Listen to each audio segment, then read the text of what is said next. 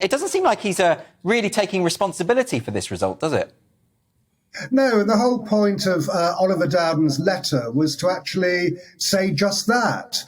When he talked about someone must take responsibility, that someone is obviously the Prime Minister, and instead Oliver Dowden became the sacrificial lamb who had to resign today.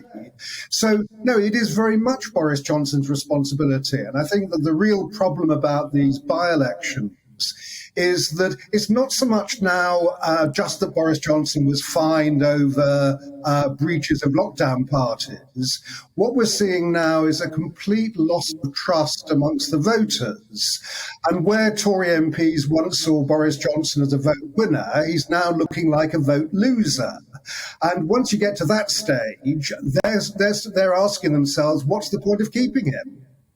Yeah, I mean, it does very much feel like often these by-elections are sort of an opportunity for the public to protest against the leader.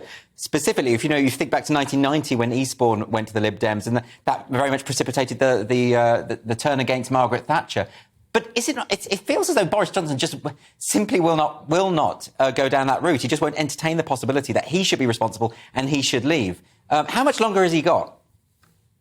Well, that's a good question, because at the moment that there's no vehicle to remove him.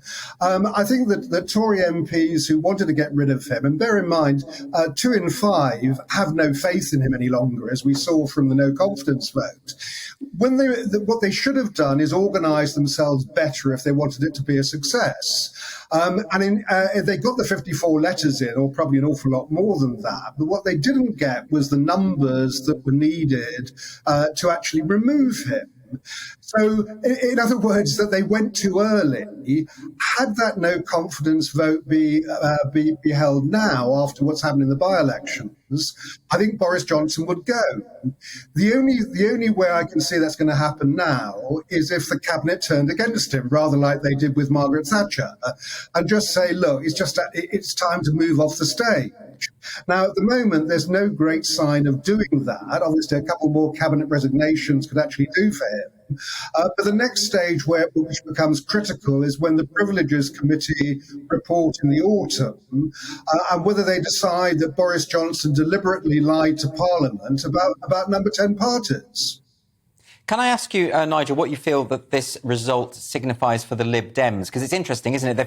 This is now their third sort of major by-election victory. They seem to be on a bit of a roll. Have they been forgiven for their coalition with the Tories in 2010? Have they been forgiven for their attitude towards Brexit, which was that we must overturn this democratic mandate? I think you're right that by-elections are a bit different from general elections, so I'm not quite sure they've been forgiven for either of those things. The reason that the Lib Dems did so well in Tiverton and Honiton is simply that they were the only party that people who wanted to register a protest vote could actually vote for. So you're talking about a constituency which is dyed-in-the-wool Tory. These are people who are not going to vote Labour. So the only option they had to actually send a message to number 10 was to vote Lib Dem. I don't think this actually means that the Lib Dems are having a great comeback at the moment. No, it does suggest, though, doesn't it, that the Labour voters are quite happy to lend their support and vote tactically, because the Labour vote dropped significantly as well. So a lot of them were voting for the Lib Dems as well. But perhaps, let's just look at Wakefield. I mean, does this mean that the Red Wall can be rebuilt? Yes, I mean, I think that there are signs of that.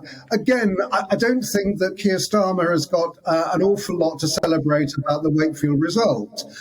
It's obviously great to get a Red Wall seat back again. And bear in mind that it should never have been lost in the first place, that had been Labour since the 1930s. But the result there doesn't actually show that Keir Starmer is making a breakthrough. This was very much, again, a protest vote, and people of Wakefield who lent their vote to the Tories last time have now simply decided to withdraw it and gone back to their natural political roots.